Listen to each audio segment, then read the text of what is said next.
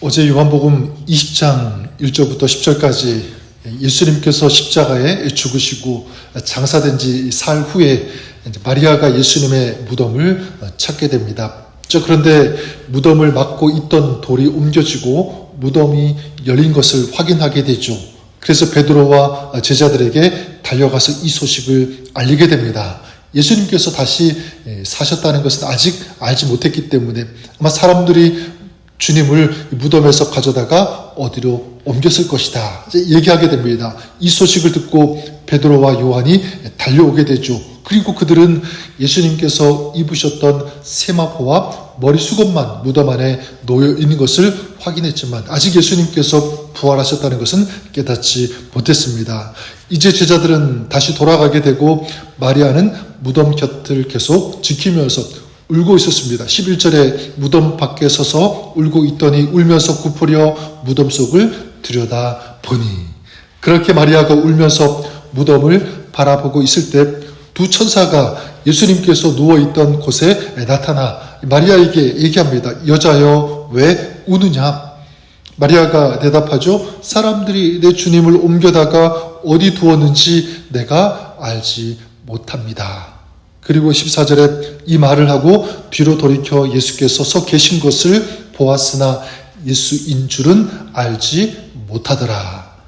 예수님께서 서 계신 것을 보았지만 예수님인 줄은 알지 못했습니다. 그때 이제 예수님께서 마리아에게 여자여 어찌하여 울며 누구를 찾느냐 이렇게 말씀하시자 마리아는 예수님이 동산지기인 줄 생각하고 대답합니다. 주여 당신이 옮겼거든 어디 두었는지 내게 이르소서. 그리하면 내가 가져가리이다. 그러자 예수님께서 마리아에게 말씀하시죠. 17절에 예수께서 이르시되 나를 만지지 말라. 내가 아직 아버지께로 올라가지 못하였노라. 너는 내 형제들에게 가서 이르되 내가 내 아버지 곧 너희 아버지 내 하나님 곧 너희 하나님께로 올라간다 하라 하신대.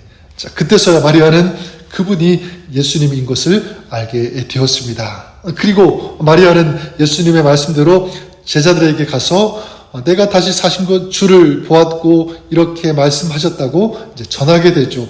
18절에 mag달라 마리아가 가서 제자들에게 내가 주를 보았다 하고 또 주께서 자기에게 이렇게 말씀하셨다 이르니라. 이제 그리고 예수님께서 두려워서 문을 닫고 숨어있던 이 제자들을 찾아가시게 되고요. 이 제자들은 예수님의 손과 옆구리를 보고 크게 기뻐하게 됩니다. 이것이 오늘 말씀의 내용인데 죽으셨다가 다시 사신 예수님을 만난 마리아. 저는 이 마리아를 묵상해 보았습니다. 마리아, 예수님의 부활을 가장 먼저 경험한 사람 아니겠습니까? 예수님께서 다시 살아나셨다는 것을 알았을 때 마리아는 어땠을까? 아마도 말로 표현할 수 없는 감격과 기쁨이 밀려왔을 것입니다. 예수님께서 죽으시고 그리고 조금 전 예수님의 시체까지 없어져서 슬퍼하면서 울고 있었는데 다시 사신 예수님을 만난 것입니다. 그리고 그 예수님께서 자신에게 말씀을 하신 이 체험을 한 거죠. 놀라운 영적인 경험입니다. 이 영적인 체험이 많다는 것은 축복이죠. 하나님께서 내 삶 가운데 역사하시고 내 삶을 바꾸어 주시고 새롭게 하신 그 간증들이 많은 그 인생, 그 삶은 정말 축복의 인생이다. 축복의 사람이라고 할 수 있는 것입니다. 마리아가 그런 체험을 한 거죠. 정말 놀라운 축복을 경험한 것입니다. 그러면 어떻게 그럴 수 있었을까? 저는 사모함이라고 믿습니다. 주님을 만나고 싶어 하는 그 마음이 있었기에 마리아는 가장 먼저 주님을 만날 수 있었다는 거죠. 저는 마리아의 그 사모함을 우리도 갖기를 바랍니다. 주님을 만나고 싶어 하는 그 마음으로 주님이 묻힌 곳을 달려간 그 열심, 우리가 그 열심을 품기를 원합니다. 그럴 때 무덤 문이 열린 것을 마리아가 목격한 것처럼 우리 삶에도 닫힌 것이 열리는 은혜의 역사가 임할 것을 믿습니다. 또한 주님께서 살아나심을 마리아가 경험한 것처럼 우리도 오늘 살아계셔서 우리와 함께 하시는 주님을 만나는 축복이 있음을 믿습니다.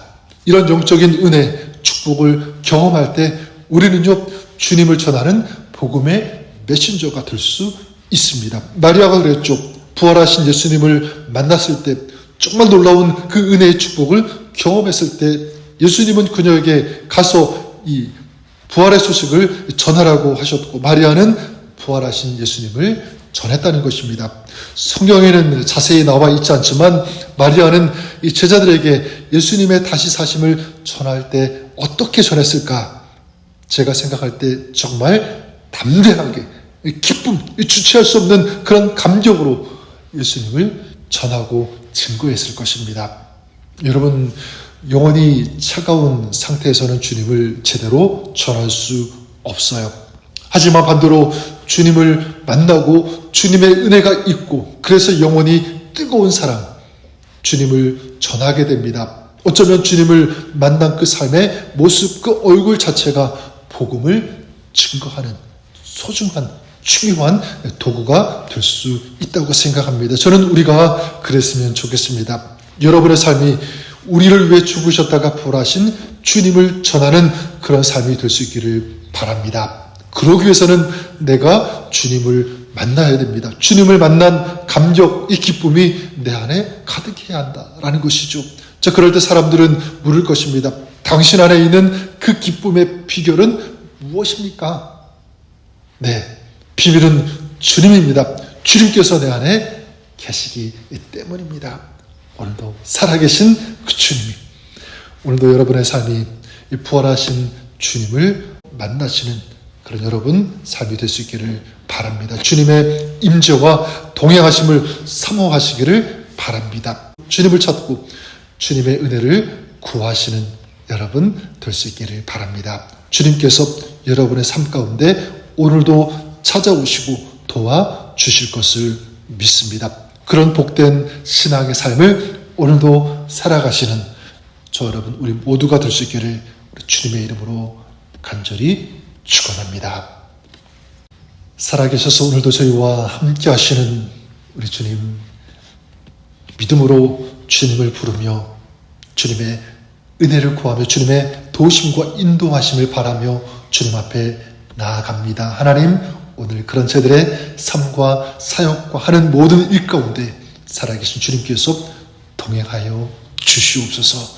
주님께서 함께 하심으로 우리 안에 주님 주시는 은혜와 기쁨과 승리가 있게 하여 주시옵소서. 이 감격과 기쁨을 가지고 오늘도 주님을 전하는 이 복음을 증거하는 주님의 제자의 삶 살아가시도록 저희들을 사용하여 주시옵소서. 예수님의 이름으로 기도드립니다. 아멘.